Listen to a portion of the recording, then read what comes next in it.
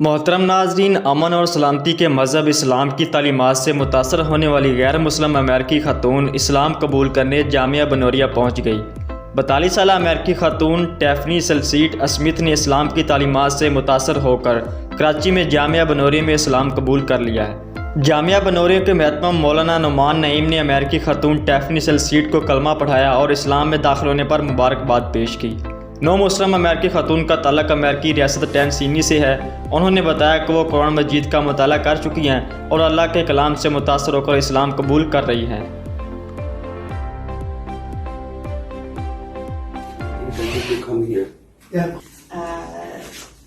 This would be his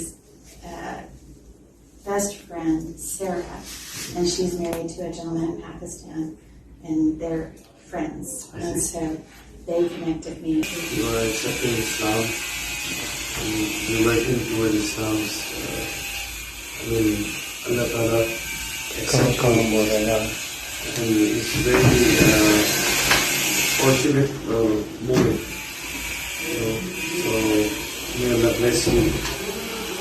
And first, I'm gonna read the word of